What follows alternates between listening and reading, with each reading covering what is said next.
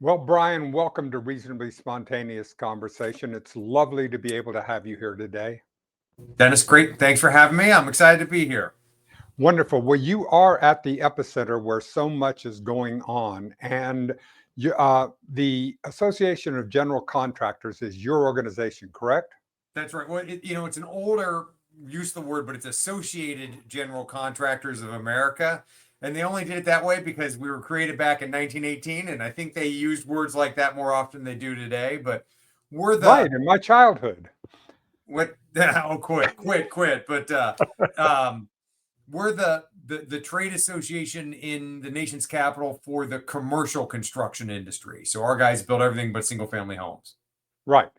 And you require skilled workers in order to do this.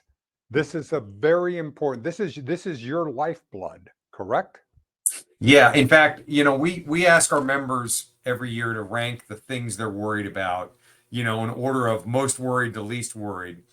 Uh, this year, and it's been pretty consistent for the last 15 years, Dennis. Number one, number two, and number three worries for the construction industry are workforce. They don't have enough qualified people to hire to keep pace with demand for construction. So we're lucky. We've got strong demand for construction in most of the country. We just don't have enough people to fill those high-paying construction career jobs that are out there. And we can get Exactly. interested kind of why that is.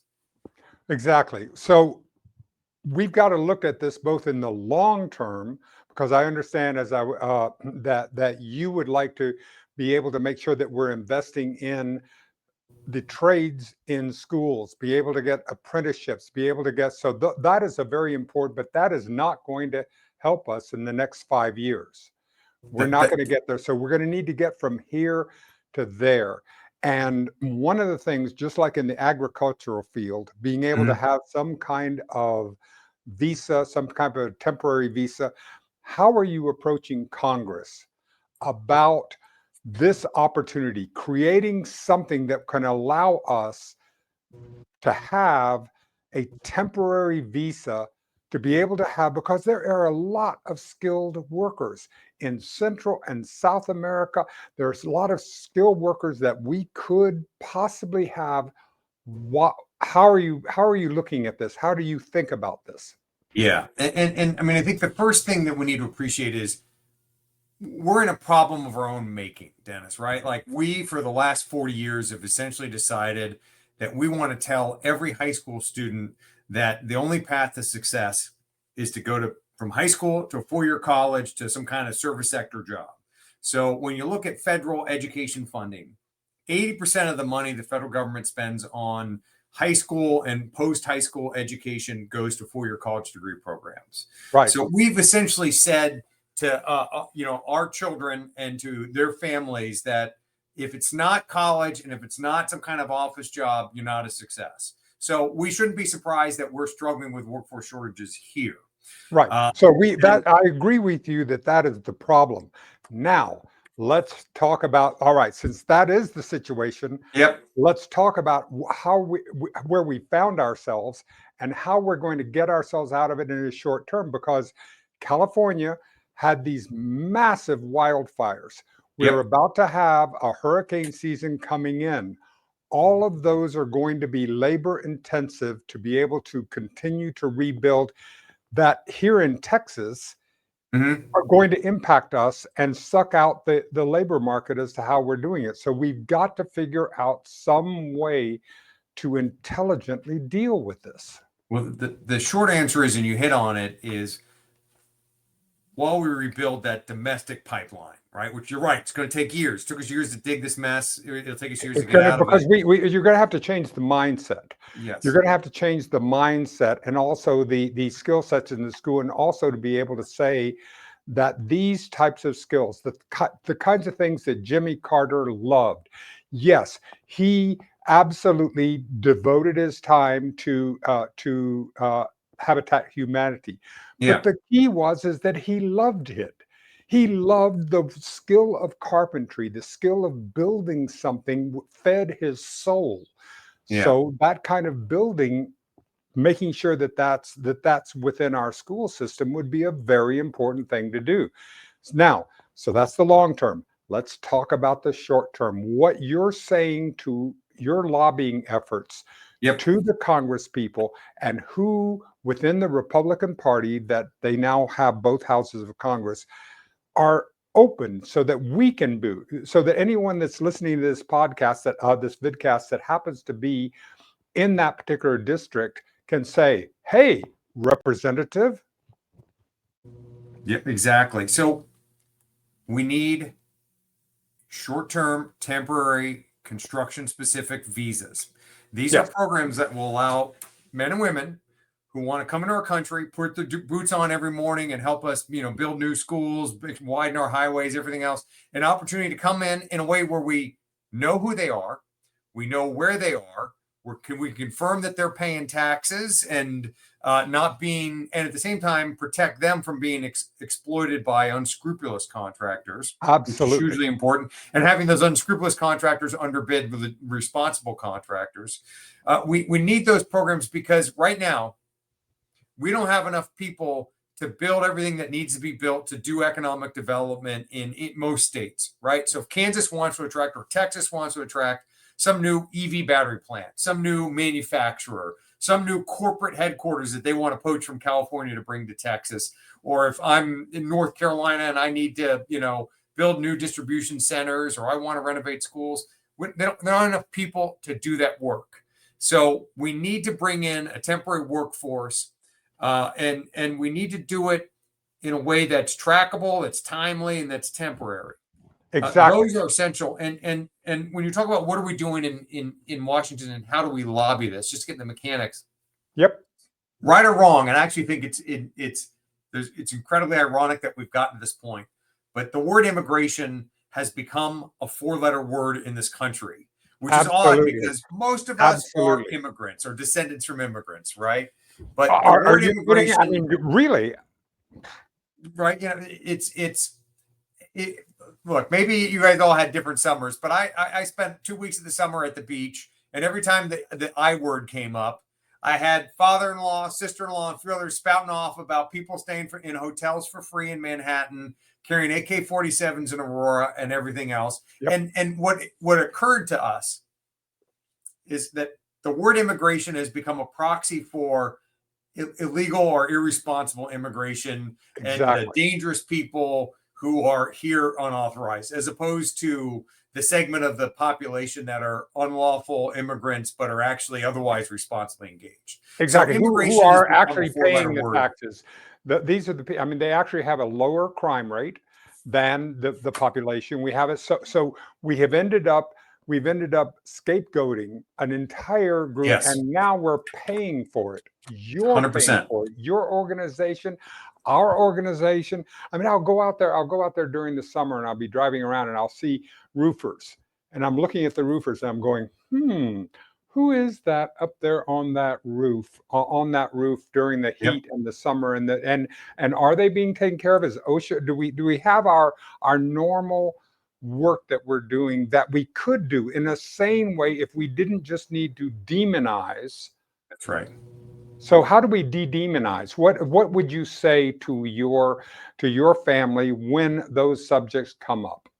When you have those conversations and everyone gets mad about immigration, then you talk about, do we want to make sure we have enough people we can track, who are here lawfully, who can help us build the things we need to build? Right. When it becomes an economic development conversation, when it becomes an ability I can't run my business without people. My kid's school can't get renovated without people. The police station that we want built in our neighborhood can't get built without people. The mixed use retail development with a fancy movie theater that will make my weekends a little bit more entertaining. If that can't get built without people. People understand that and they appreciate it. And it's not just construction, right? If you're in a farm state, you get that, like, you're not going to be able, your farmers aren't going to be able to harvest the corn or the fruit or the pecans, whatever they need, without the workers. If you're Exactly. if you're running a grocery store chain, if you're in a tourist district, South Padre Island or San Antonio's historic district, you're not going to be able to run the restaurants and staff the hotels without enough people. We've got to have that, and Yeah. and I feel this is such an important issue to take this. So, in taking the demonization away from it, Brian, this is the way that I wanted to be able to do, because when you were talking about tracking people, Yeah. you're being tracked. Oh, You are. I'm Look at your aware. I'm phone aware. right here. I mean, people know where we are and what. So being tracked is not a negative thing. We can know who we are, where we are, and what we're going to be able to do. So tracking has that part. Yeah. So what do you think that from whom the people you've been talking to in Congress, the legislative aides, is there anyone within the Republican Party who is willing to take this up and to take the heat of the demonization that is going to, well, can you give us any names or any of the people that we can begin to tell them that we are with them? We are with you in doing this. How do you, and even if you don't there, Sure. What is the direction? How can we help you? And what can we as citizens do, saying we need sanity here? Probably our biggest supporter on the Republican side on this issue is a congressman from Pennsylvania named Lloyd Smucker. Now, Lloyd Smucker, former contractor, he understands the workforce need. So publicly, he's introduced legislation that's had bipartisan support in prior Congresses that would create a temporary trackable, taxable visa program for sectors like construction. And he's on board. And I'll tell you that there are many other staffers and members of Congress, members of the Senate, who they're not going to come out and publicly talk about immigration reform, but they are going to talk about passing measures to make sure that there are enough people to build things in their district. Exactly. That's the all thing want about to it. cut ribbons. Okay, I cut you off because you excited me. You excited me about that, because this appears to me to be a really gut level, common sense, kitchen table issue if we can frame it. If we can frame it in a way that people are willing to listen and then move forward with it. Yes, we have to get past. I mean, look, I think everyone agrees that let's get the bad people out of the country. If someone's here illegally and they're committing other crimes, right? Let's get them out. No one disagrees with that. There's no question about that. Here's the door. Please leave. Don't come back. Yeah. We need to secure the border so we don't have other people coming in and who can be exploited. Absolutely. But I think where we get the traction is when we make the connection between communities' ability to develop economically, quality of life, everything, and the need for workforce. And yes, I know you want to talk about short-term first before long-term, but in our minds, the two are inseparable. We need a temporary solution. They have to happen at the same time. We would love to see more Americans in these jobs. 100%. Our guys would hire anyone who comes through the door is qualified. Yep. But it's going to take years to rebuild that pipeline. It just is. And yet we're not going to wait 5 years to fix a school that's AC doesn't work. No, so, I agree with you. And then this gives us our opportunity, because if the expression that no battle plan survives first contact with the enemy. Yes. In order to get this through, we're going to have to go through Congress and to get some of that there, and to get some of the convenient, because immigrants have, I think the reason why, in my opinion, is that it's been an easy target. So if you can demonize a group of people, if you can demonize them, then you don't have, then people are looking over here at this particular target, that we don't have to take about what it's going to take.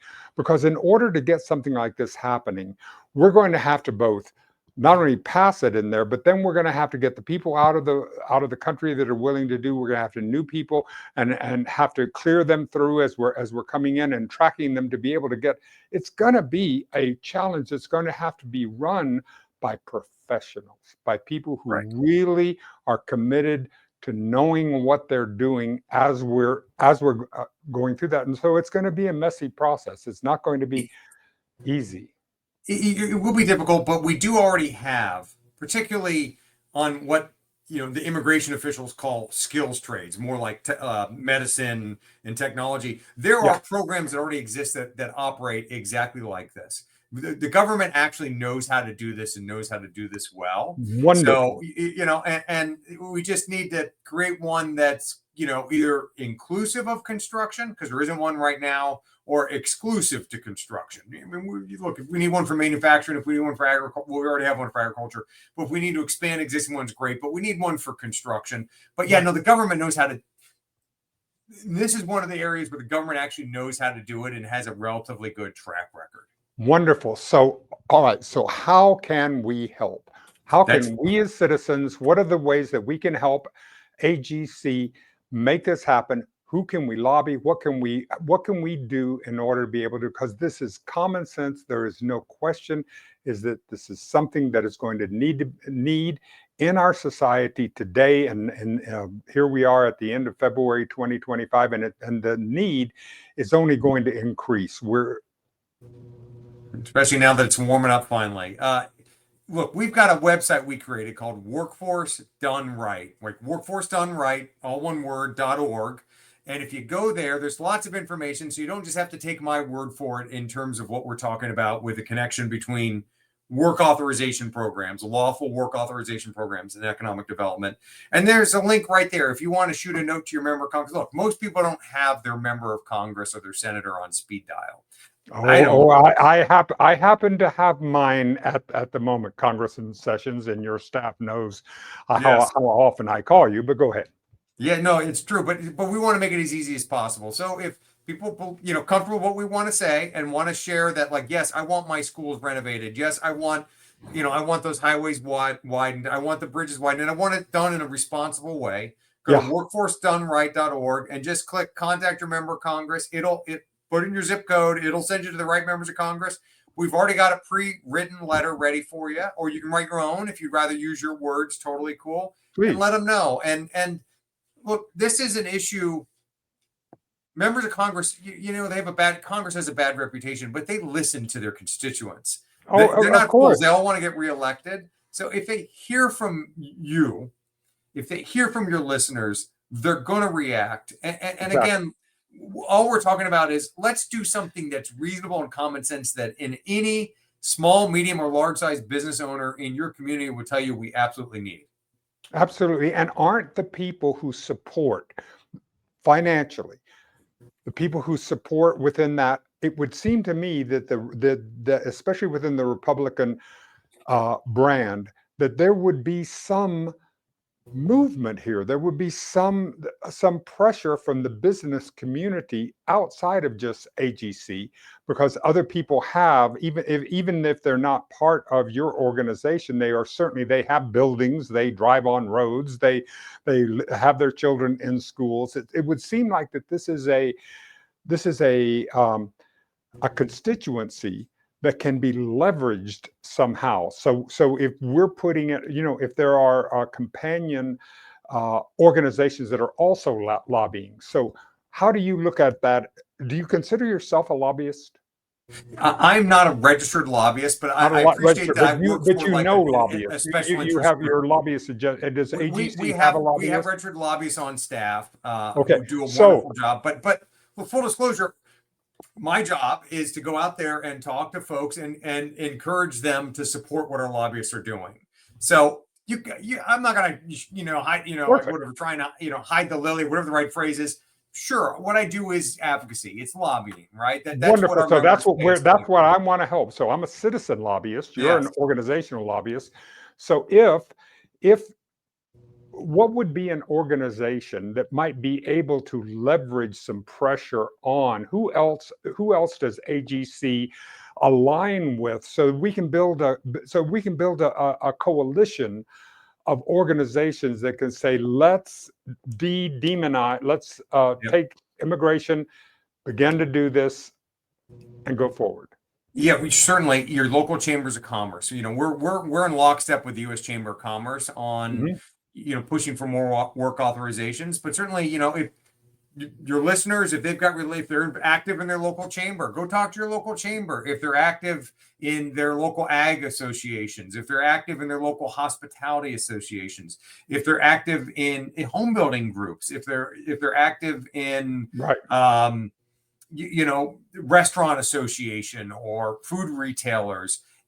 These are all groups that on the national level, we're walking the halls of Congress lockstep with them, because Right. it's not just construction that is suffering these labor shortages, right? No. It's a No. lot of sectors that are very important to the economy. Right. So that's where I'm asking is that Yeah. this is where I think that we can build a constituency of organizations and lobbyists who are all looking for this to be able to come through. That's right. And we're building at the national level, but the more those associations hear from their members locally, the more they'll rank that. I mean, our members tell us, again, it's number 1, 2, and 3 top issue. So we spend most of our time working on these issues. More funding for career and technical education and a temporary work visa program in the meantime. That's over and over and over again. They see my colleague Jim Young up on the Hill. They're like, oh, here he's coming to talk to us about CTE funding and a work visa. Like, they know that's our job. But the more that those other associations hear from their local chapters, their local members, how that's important, the more we can all work together. And yes, like the member of Congress, so Sessions, if he's hearing about it from construction, if he's hearing about it from retail, if he's hearing about it from the restaurants, if he's hearing about it from the tourists, the tourism groups, the attractions and amusement parks, it's going to be far more of an important issue for him. And again, I would just say, don't go in and say we need immigration reform. No one's going to touch immigration reform, but everyone's for economic development and everyone's for work authorization programs. That's the framing. It's how do we frame it in a way that they can understand it. That's right. Yeah, Brian, what do you do away from this job to recharge? Because right now, do you feel as I do that we're in a time that has never been before? We're at a time of acceleration. We're bringing AI into the world. Things are speeding up so quickly. Yeah. How do you? What's your sense of your peace of mind, your interest? Now I know you have, because I want to separate. Here's Brian, who is promoting AGC, and then here's Brian, who is a human man on this journey, on the way you're doing. Tell me a little bit about. I'm actually an AI robot. All I do is work. No, I'm just kidding. Oh, I love it. I love it. Listen, I have a show. Renee and I have a show called AI and I, which is I actually have a chat show with 2 AI chatbots. I'm gonna have to check that out. Gemini. So I'm very much AI fluid. But anyhow, so you're right. Life is fast. We're all busy, and I don't pretend to be any busier than anyone else. For me, my midlife crisis right now is well, the season's wrapping up, but hunting, right? I know people have some passions about hunting, but for me, it's about going into the woods and sitting still for hours on end. There's no other time in my life where I stop and I sit still and I do nothing, but I'm kind of listening to nature and looking at nature. Right now, I'm anticipating kind of a violent moment, but when that happens, then I'm also very much enjoy then the whole process of processing that whitetail deer for me, that whitetail deer, and then frankly coming up with all these different recipes to try and make Mrs. Turmail happy with the fact I've loaded up the freezer with a bunch of venison, which is always a bit of a controversial moment in our household. Right, I can understand that. You know what? If I come over to your house, I will say, how about some of that venison pork sausage, that blend, where you have that blend of the two, because it really takes the wild and it brings it together. That is just a way for me to be able to enjoy. And I love. Right now, we're reading a book called Siren's Call by Chris Hayes, which is all about attention. This is the demands for attention, and he's talking exactly about that moment where you're sitting out there quiet is so difficult for us to get that instant and to be able to do, and what it does to new and refresh us in a way that we're not when we're constantly on the phone. We're constantly, there's no place. Went to the doctor today, and go into the lobby, and everyone is on their phone. Not a single person is looking up. Every single, and so I sat down and I pulled out my phone. And it is a moment where we're having, so this is great. So anyway, Port has some wonderful venison. Should I get a chance to come up to Maryland and enjoy it and enjoy that with you? All right. Well, is there anything we haven't talked about that you want to make sure that we talk about today before we finish our episode today? So we've talked about workforcedoneright.org and contacting a member of Congress. No, I do think, though, and maybe this is for another conversation, Dennis, that as we think about the long term, you mentioned AI and a few other things. It is important to think about, and I know our members spend a lot of time thinking about this, that the work of construction is evolving, right? Like, we drive by a project site now, and it looks like, for the lay viewer, probably very similar to what a construction site looked like in 30 years. But, and I don't know what the time frame is, whether it's 10 years, it's 15 years, or 20 years. But at some point, we're going to drive by a construction site and think, oh my gosh, that looks really different. That looks a lot more like a modern manufacturing facility, where there's a lot more tech-heavy jobs of maintaining automated equipment. In part, that's because if you look at demographics, we've got a shrinking working age population. But the other part is the machines are getting smarter, right? We never automated as a construction industry because it was hard to automate a job site that's going to, on its nature, change every day, right? Because you're building the job site. But as the machines get smarter, that doesn't mean we won't need people, but it means that the skills we need to train them with and the roles they spend on the job site, they're going to spend less time with a shovel and more time with an iPad or some kind of future version of an iPad in their hands, checking progress and making sure that the machines are working right. So it's kind of tempting to get into that sci-fi conversation, but that doesn't do away with our labor needs, our workforce needs. It just means the type of people that we need to recruit. And as we think about rebuilding that domestic pipeline, we got to get away from like traditional shop. We got to get away to teach future construction workers in a way that they'll be comfortable on a future construction site. So, in fact, it's an opportunity for the future construction classroom in a U.S. school is going to be a lot more STEM or STEAM focused, science, technology, math, and all that than it is today. Than it was that wood shop that maybe you and I went to when we were in high school. Exactly. Yeah.